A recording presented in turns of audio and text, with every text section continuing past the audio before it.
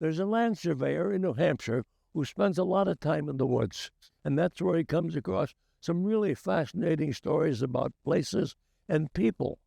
And then when he gets home, he writes about them. You should stick around because we're about to meet him.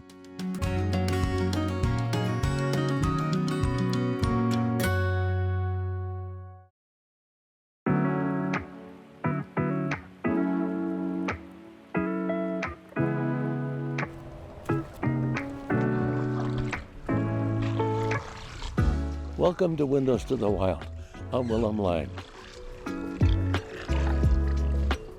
We first met Marshall Hudson while riding on a rather unusual railway near Concord, New Hampshire. Marshall wrote a story about the scenic railway and published it in New Hampshire Magazine. We read it and we thought, woohoo, we'd like to meet this guy. Well, we did, and now you will too. Marshall, you're right here. It's a pleasure to see you again. You're well, I hope. Yes. Good. Are you? Oh, yeah, in the pink, can't you tell? Well, now, today, you've traded the railway for a canoe. I have. So what are we doing today? We're going to perambulate the town line between Canterbury and Boscawen. Perambulate in a canoe. We are. We won't go into that, but okay. The town line between the two is the middle of the river. Yeah. Canterbury on that side, Boscawen on this side, and we're going to walk the town line. And you're going to tell me how you decide where the middle of the river is, right? I will. I'll tell you that. Okay. And I presume that all the way up and down this thing, there is story after story after story, right? There's a couple. We'll get into it. We'll tell a couple of stories as we go. That's great. That's fantastic. So, if we're going to get wet, we might as well get it over with. We're not going to get wet. Oh, yeah, we'll see. I left my wallet in the car. It's okay. I'm bringing mine. I'm confident.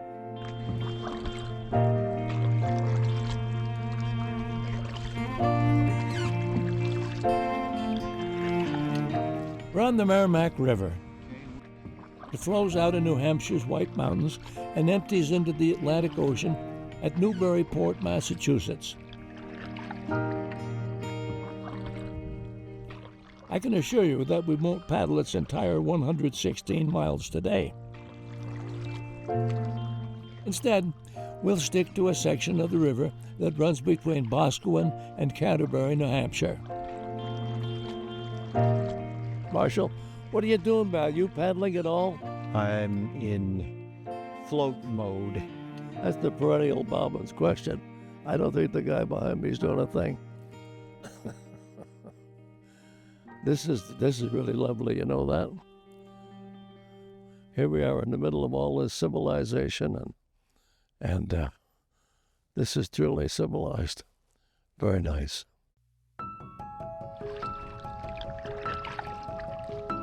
Native Americans were the first to live along the Merrimack River.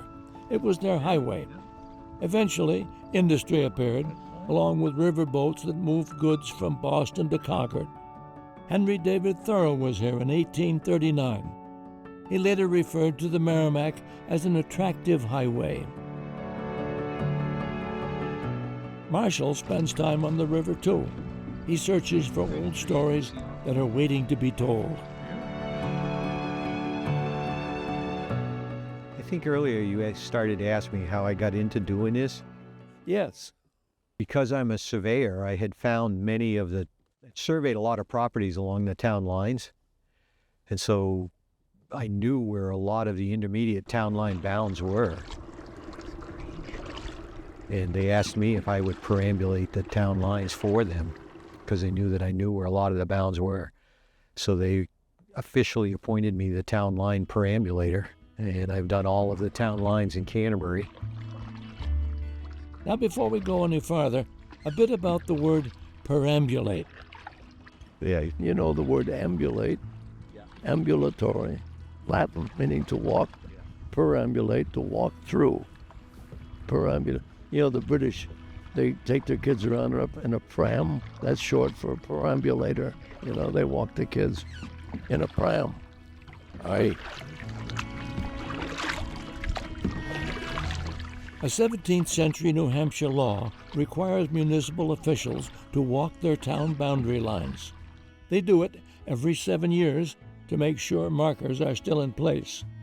Whether it really happens in every town is another story. I declare that we're on the middle of the river. Yeah. On your left is Canterbury, and on your right is Boscawen. Marshall knows firsthand that it does happen here.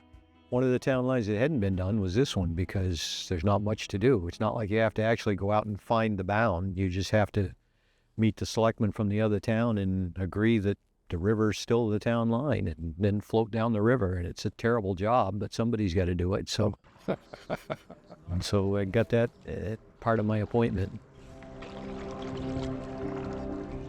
Walking town lines by foot can be difficult. After Marshall dug through local history, he discovered that drawing them can be tricky too.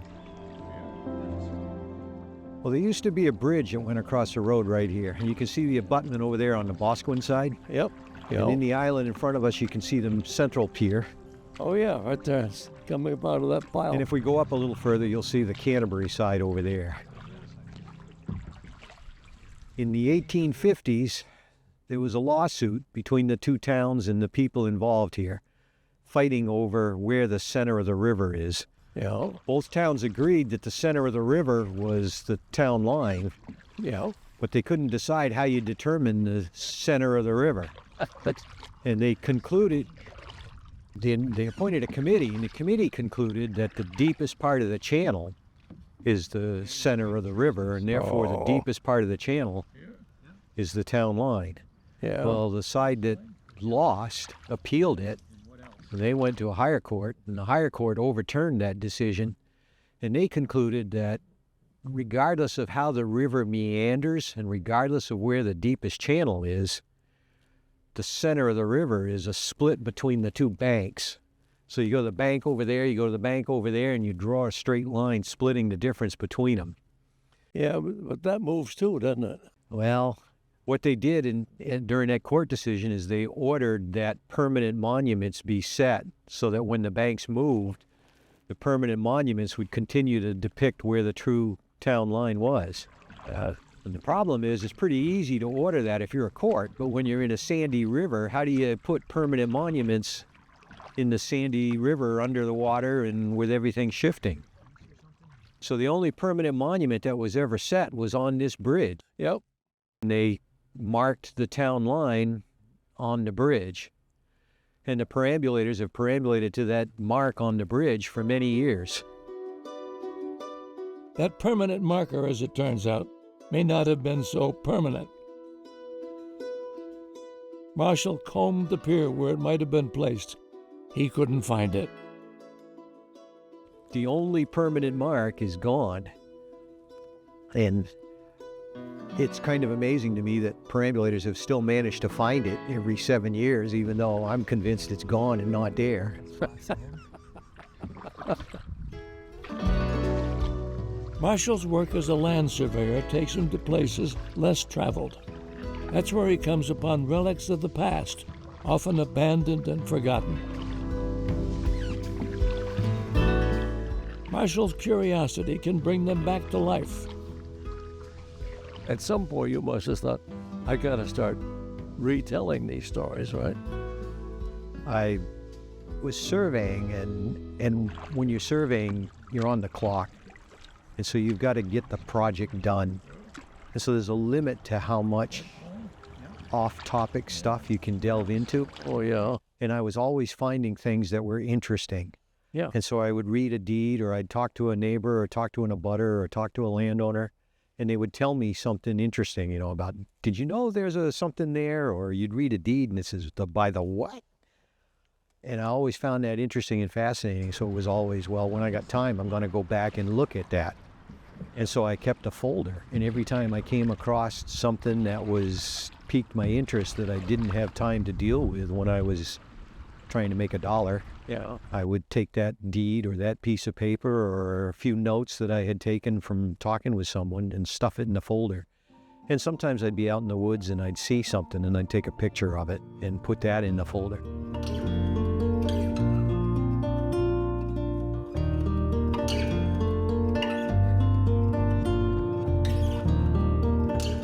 And once you've got it researched and figured out and documented and kind of proven. Now you got to do something with it. You can't just say, yep, okay, that's the answer, and put it back in the folder. Yeah. And so I started submitting them to New Hampshire Magazine, and they started publishing.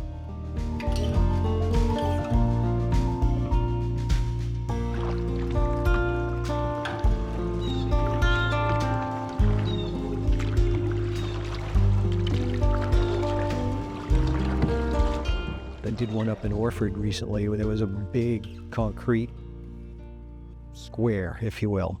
Yeah. And it was too big to be a cellar hole, and it was shaped all wrong to be a barn up in Orford. And it was shaped all wrong to be a barn. Yeah. So what is it? And it was a big concrete thing. And it had, I think it was 5 interior passages, all made out of concrete and rock. And interconnecting them was arched doorways. And there was only one door to the outside. And the thing stood probably 14 feet tall. And we did some research to figure out what it was. And it's an old bunker silo that you would store corn in. Before there were round concrete silos, they have concrete bunkers. And the concrete ones never caught on. Farmers went with the round silos next to their barns.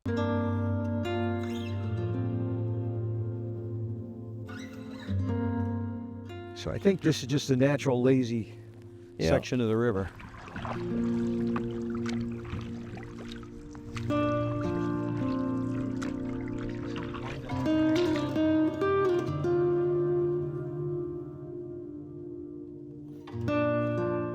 It's a beautiful beach, but there's nobody here.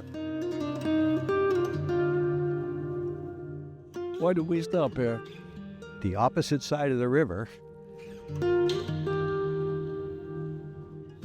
kind of starting there. See the big sandbank there?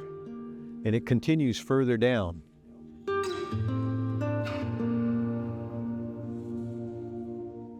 And there's a story, and there's different versions on it. But the central version, if you will, is that on the Boscawen side, there was a Native American that got into the colonial village and stole what's described as the velveteen go-to-meeting breeches, pantaloons. Mention wearing velveteen breeches? Velveteen breeches, pantaloons of some well-to-do resident of the town. And he stole them, and an angry mob was chasing him to get him back. And so they're pursuing this Native American, and he came across there. It was with a mob in hot pursuit, came to the river, and swam across the river and came to those steep sandbanks. And he had to get up the bank to get away from them. And so he scrambled and slipped and slid. And when he got to the top, he held the pantaloons up over his head and taunted everybody that was chasing him because they weren't going to come and get him. And years later, they asked him, well, how did you manage to climb those banks like a squirrel? And his reply was that much ye do to get to the, in broken English, much ye do to get to the top of the banks. And so ever since then, they've been called the Much Ye Do Sandbanks.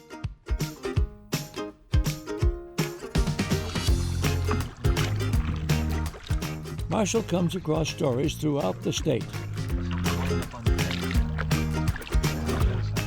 Two that kept me reading were set along New Hampshire's seacoast.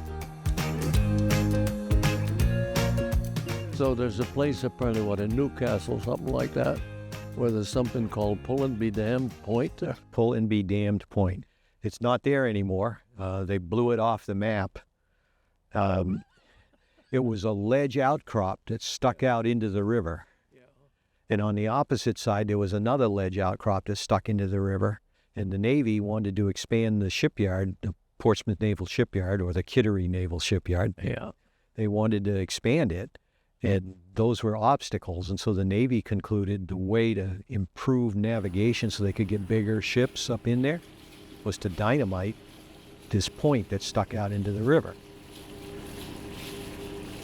This point was called Pull-and-Be-Damned Point because if you were in a rowboat and you were going upstream, when you came to that point, because it was squeezed, the flow picked up, and you could pull with all your might, and you were damned. You weren't going anywhere. You just pulled, and you were stuck right there. And so it was pulling me damn pulling. So the Navy came up with, well, we're going to dynamite it. And they needed to get like 30 feet below the lowest tide. Yeah. Well, how do you do that? And the solution is a lot of dynamite. Yeah. And so they did it in 2 phases. If this is the river, it stuck out into the river on a big point like that. And so they drilled and blasted right down the middle and excavated as much as they could out of the middle and left this horseshoe. Well, then they put wooden cofferdam planks along the shore here, and then they drilled and planted dynamite, and then they flooded it and blew it. It worked, but you read the newspaper clippings of the day, and there were people writing in saying, this will never work, it costs too much money, Yeah. and it had the potential to do a lot of damage, like crack the earth or throw the earth off its orbital axis. There was legitimate fear, and nobody had undertaken a project like that, and it all had to go in one big blast, and it worked, and it didn't knock the earth off its orbital axis, it didn't crack the earth. Whoa.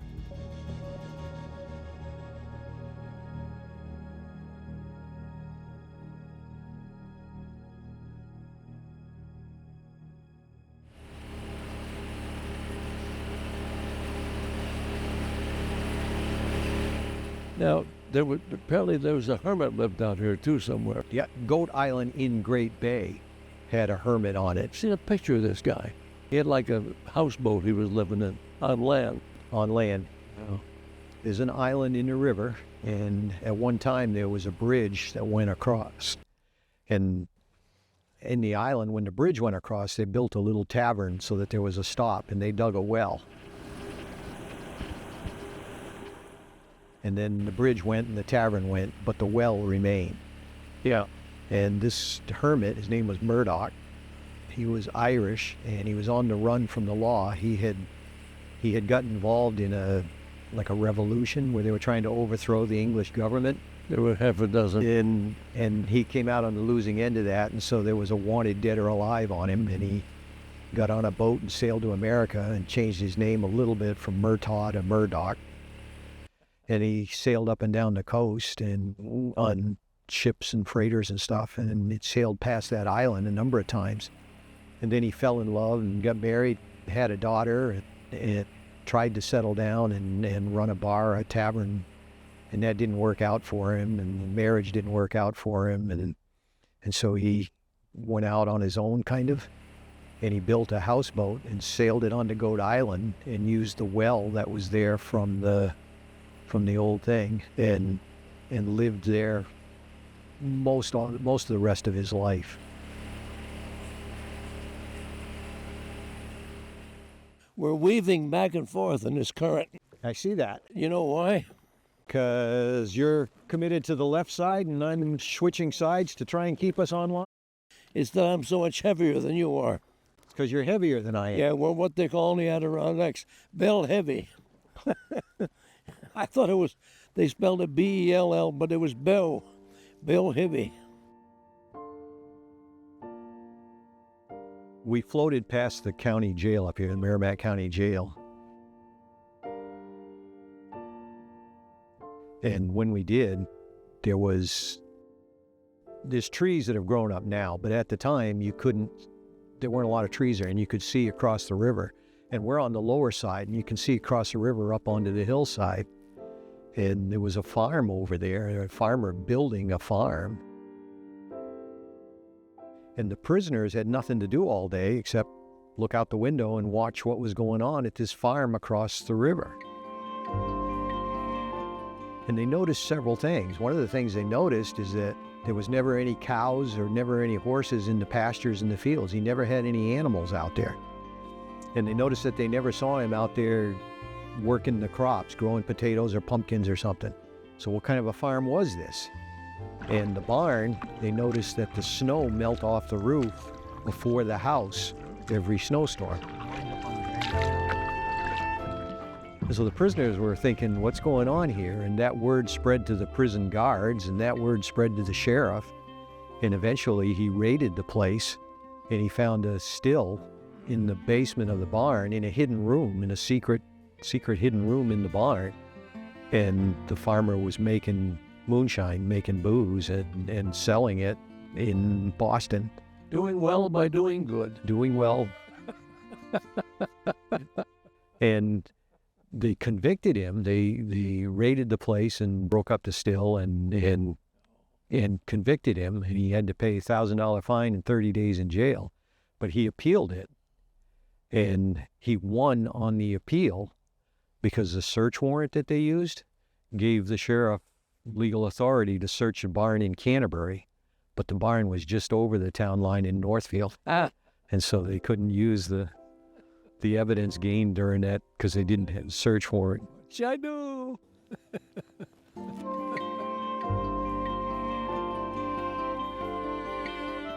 And the fun for me is in the research and the finding them. But once you got it, you just feel a need to share it. So it's like, That's right. So, That's what stories are for, to be passed on, to the succeeding generations, so they know. Well, they know what's right, they know what's wrong, they know what defines them. This is who we are, this is who we were. And that's important. Now, this is the first canoe trip I've ever taken, sitting in an armchair. It makes for tough paddling, but I have to admit, it's rather nice. As we move close to our landing spot, Marshall saved what might be the best story for last. I found a big pit, call it a pit, in the ground up in Goshen. Yeah. And started asking questions and looking into that, and come to find out it was a plumbago mine. Plumbago. Yeah. No, I'm not going to ask. And the interesting thing was this plumbago pit Yeah. was owned by Franklin Pierce. Really? So it was Pierce's plumbago pit, or President Pierce's plumbago pit. 4 P's so far. Yeah. Well, plumbago is graphite used in the making of pencil lead. Ah, yeah. And so before he was, or him, his father, his family, him and his brother, before they were making money as lawyers and politicians, they had to make an income, and they were making it farming, and when it wasn't haying, planting, harvesting season, they could make a little extra money from the plumbago on their property, and they were excavating. So plumbago is a thing. It's a thing. It's graphite. It's a carbon graphite thing. And they'd mine it out and pulverize it and then ship it to pencil manufacturers who'd mix it with clay and put it in a wooden casement and make pencils. Huh. President Franklin Pierce isn't exactly known for being a pencil maker. No. Here's one for you. Somebody else who's not known as a pencil maker. Thoreau. Henry David Thoreau, yeah. Thoreau. And I think Thoreau bought graphite from no Pierce. Doubt. And he improved the technique so that his father began making money after a while, which is nice. You're ahead of me on that one. I mean, you've been there too. Thoreau was also a surveyor. So as land surveyor, I pick up on that.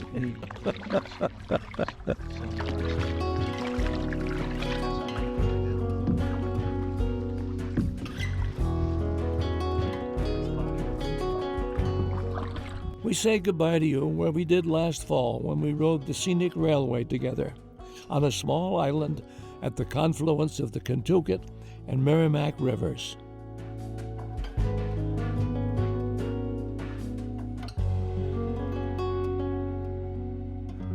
Well, we've made it one more time.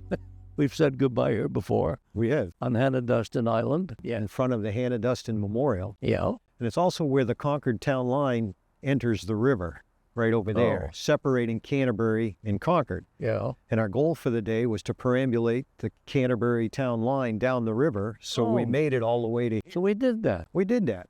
And coincidentally, it means that we end up coming from the north to the south and ending here. And the last time we worked together, we started on the Concord Scenic Rail Line and came to the north. So instead of paddling, we were pedaling. That's true.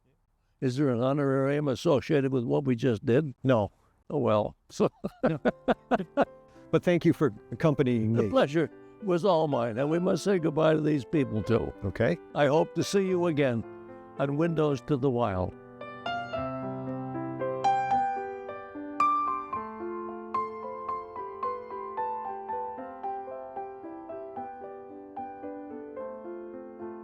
Support for the production of Windows to the Wild is provided by the Alice J. Reen Charitable Trust, Bailey Charitable Foundation, the Fuller Foundation, Rhodes Scholar, and viewers like you. Thank you. Make a gift to the wild and support the Willem Lang Endowment Fund, established by a friend of New Hampshire PBS. To learn how you can keep environmental, nature, and outdoor programming possible for years to come, call our development team at 603-868-4467. Thank you.